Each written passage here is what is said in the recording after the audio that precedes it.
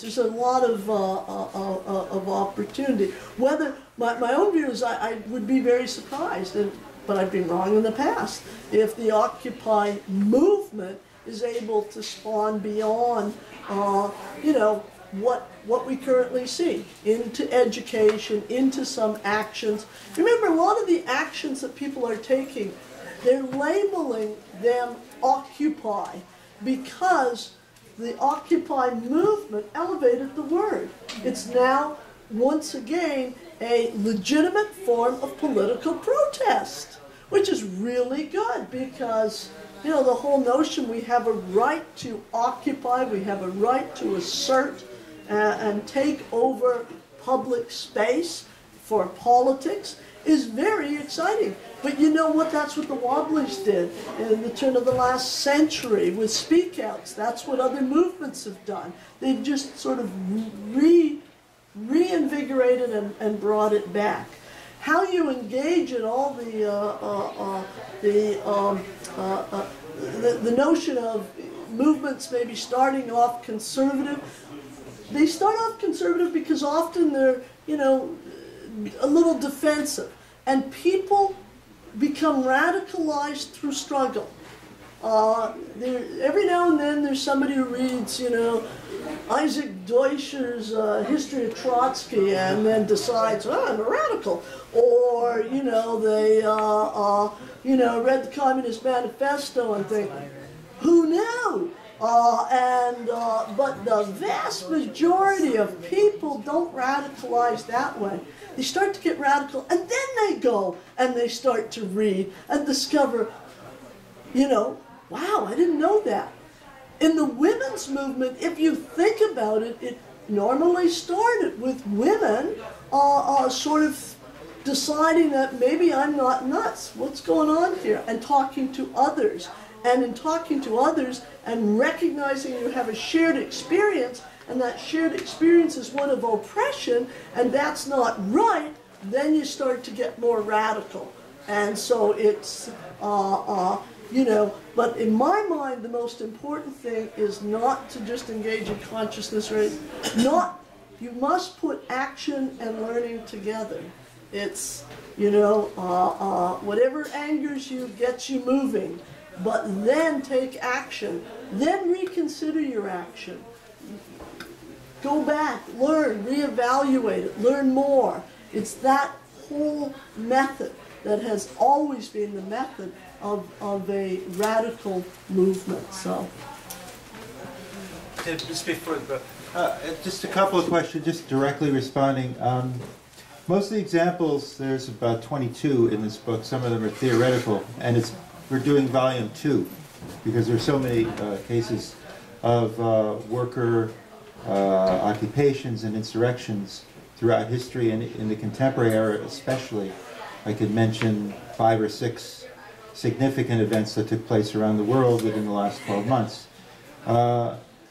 Most of the cases, admittedly, as the brother was talking about the issue of the Irish clothing store workers, most of the cases we have are examples where there is a leftist political current, at least, that is circulating, or many different types.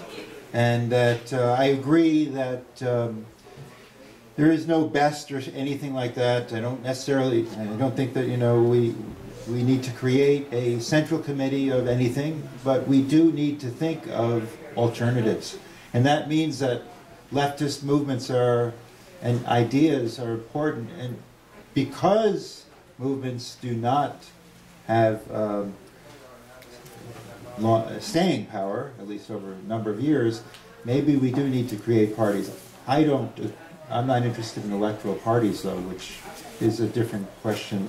However, I would argue that we should support electoral officials, I think other people would say that, or people running for office, who are thinking about making tangible changes and defending the working class.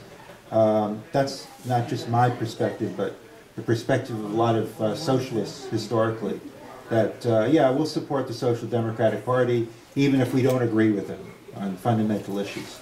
On the question of Occupy and women, I would just say that we're talking about social reproduction really, and I don't mean it with respect to the fact that women are responsible for it, but traditionally they had been, and that's a form of oppression, and that form of oppression it continues to this day and hasn't ended. And I think that I sometimes get into trouble for saying this, so I'll say it anyway, that women are always the negotiators, if you read the literature, of social reproduction, whether it's taking care of children, taking care of men, taking care of parents, taking care of cleaning homes and nannies and this and that. In some ways, the role of social reproduction has been subcontracted to poor people. And so we're an example of a great cooperative, I guess James is gone, is in Brooklyn, where domestic workers have come together and created cooperatives where everyone will be sharing in the resources in a certain way. And this is contracted out work. This is work that I think contracted out because, men and women should share the duties of social reproduction. And I feel strongly about that. And even if you don't use the services of, like Domestic Workers United or other kinds of organizations that are interested in advancing the rights of women domestic workers and beyond, at least you should contribute to them in one way or another. Anyway, there was a question from you. Yeah. This is the greatest time in my entire life. Since I became active in 1960, I've never been disillusioned, disheartened by anything whatsoever. And what happened last year and how this year is starting out in this country and around the world, I mean, this is just great. Nothing starts out perfect. And we all go through transitions. This happens in everything in life. Look at the fetus to develop into an adult. Look at how baseball started about 100 years ago, more than 100 years ago. Look at what it is. Everything changes. Everything changes. It's the only thing that's permanent in the world. And when I look at myself, I was never a joiner. I was never interested in joining anything whatsoever. I was never a follower of anything. And so really, if someone would have asked me around 1957 or 58, do you think that you would ever be a socialist or join a group? No. I was never looking for anything like that. It was through my independent investigation. The best teacher I ever had was the one I saw in the mirror. To listen to many different points of view, read many different points of view, opposites, think for yourself. And in 1960, I announced myself as a socialist, a black nationalist with class content. Not just a nationalist that follows somebody because they're black. No, class content nationalism and a revolutionary socialist. I've been one ever since. And with what has happened last year again and this year, this is great. Now, one other thing too, I was in France in May of '68. May, or was it early June? Yeah, anyway, during the major uprisings. 23 organizations were banned by the government, okay? Because I was supposed to go on a tour, speaking tour around France, but I spent the whole week here right in Paris because of that, because one of the groups that invited me, they were also banned. So think in terms of this. It's true, it's difficult for many of these different political groups to get together, socialist groups, but as many as possible need to, because the ruling class will unite us in a concentration camp, in front of a firing squad. It will unite us. Because the same way they banned all those groups, they didn't say, well, you're more radical than this, I'm not gonna ban you, I'm gonna ban the more moderate ones. They banned anything that had any criticism at all of the system. Now again, in politics, we should not cross class lines when it comes in any election, period. And the first time I voted Republican. So I was indoctrinated. I voted for Eisenhower and Nixon in 1956. I supported the Cold War. That's right. My brother died in the Air Force in 1957 in a training flight, and I was sorry it wasn't me because he was defending our country. I was indoctrinated. But then I began to think and read. In fact, for a brief period of time, maybe just a few weeks, I was even under the influence of Ayn Rand because I read her books. And I also read opposites too. I was reading all the opposites in everything. And then I was fascinated by Trotsky, Lev Bronstein. And it was his girlfriend that he didn't have any arguments to put up against her because his father was a middle-class Kulak peasant and he went to private school and he dated a young woman who was considered to be a revolutionary and he was critical of it. and trying to find arguments against him. Eventually, so he couldn't do it. And so at the age of 18, he became a revolutionary.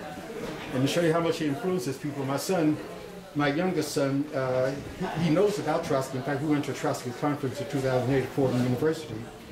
And he's very much wants to read more about Trotsky because he read some things recently and he just got so upset about the horrible way Trotsky died. Zinn died horrible too. Yeah, just reading something like that. Anyway, so change is the only thing that's permanent. We do not cross class lines in politics. I don't care who they are. We don't vote for individuals. We vote against the whole system. If my mother was president of the United States, I'll call her a criminal. Okay?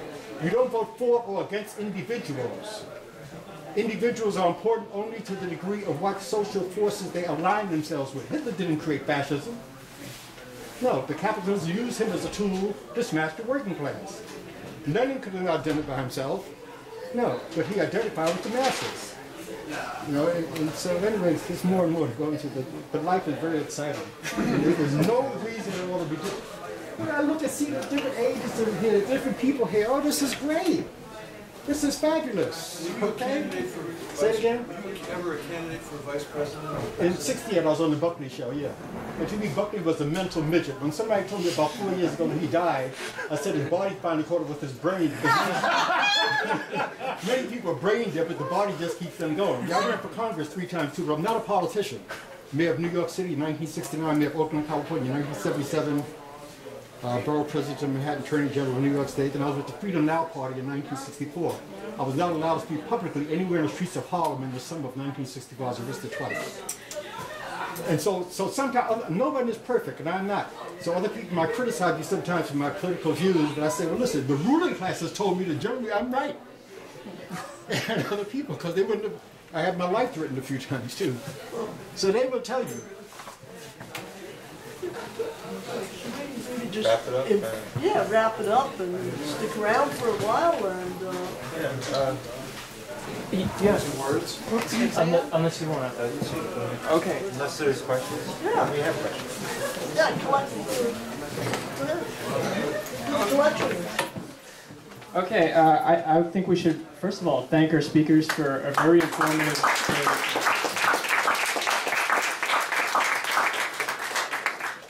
Okay, just a few announcements to make. We have the new issue of the Boston Occupier. So you should pick that up. We got plenty of them around here. You should distribute them. And I'm just going to plug the front page because I wrote one of the articles on Free Charlie, on Let's Stop Fare Hikes, let's make public transit free. That's non-negotiable. Make it free for every person. Come to the hearings. Yes, that too. We also, if you don't have a copy of the book, they're on sale in the back. So you should make sure you pick one up. For Ours to Master and Own, it's a good book. And what I'm going to do in a little bit is pass around an envelope if you want to give like $1 to help sustain E5, which has been so good to the movement in so many ways, or if you want to give more as well. And eventually this will be up on the Zinn Lectures website, which is zinnlectures.wordpress.com, and it'll also be linked on the Occupy Boston YouTube channel. But we're also trying to get stuff going on community access stations as well. So if you happen to, what you should do is in your local community, try and get your community access station to go through pegmedia.org, www.pegmedia.org, which has Occupy Boston material up there. Try and get them to show. The Occupy Boston TV station has done some great shows, and we really want more stuff spread out there. So thank you for coming. Are you passing an envelope? Yes, in just a minute. Somebody should hold it. Yeah, I'll do it. Yeah. Oh, it's... No, that was it. Thank you. Thank you very much. Thank you. Hi folks, as you're leaving, I'm a delegate with the Boston IWW, and I know that there were some good things the speakers had to say about the Wobblies. We're still campaigning, and we have some active campaigns going on in Boston and also New York City and elsewhere around the country. So if you're interested, please get in contact with us. If you want to organize your workplaces, talk to me, or Andrew back there is another one of our delegates. Thank you.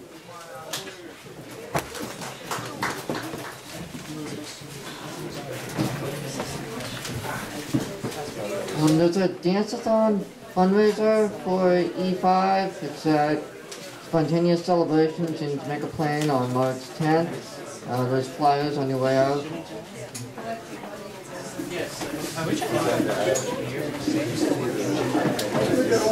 And if I may add another announcement, on February 8th, Ralph Nader is scheduled to be speaking at Northeastern University. For anyone who may be interested.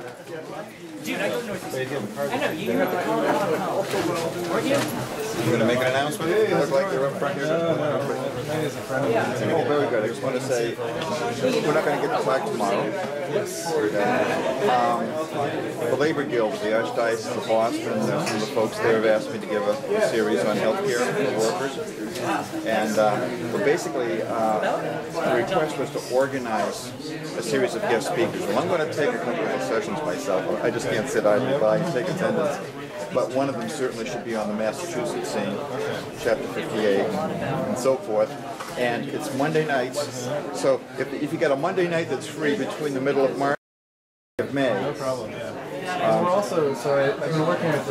and maybe somebody from PNHP wants to talk on the federal picture. The Health Justice working group that's been working with Occupy. Yeah. You know, they had a bunch of providers, providing care in the camps. Right.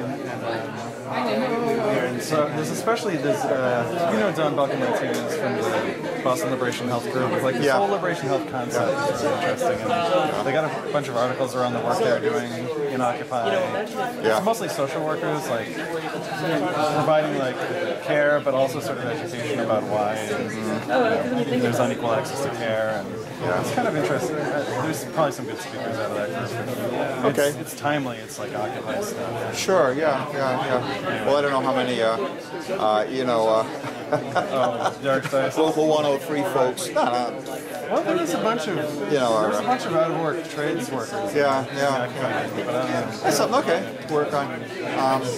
John Walsh from IBEW works down in Washington. We're going to be in Houston together next weekend.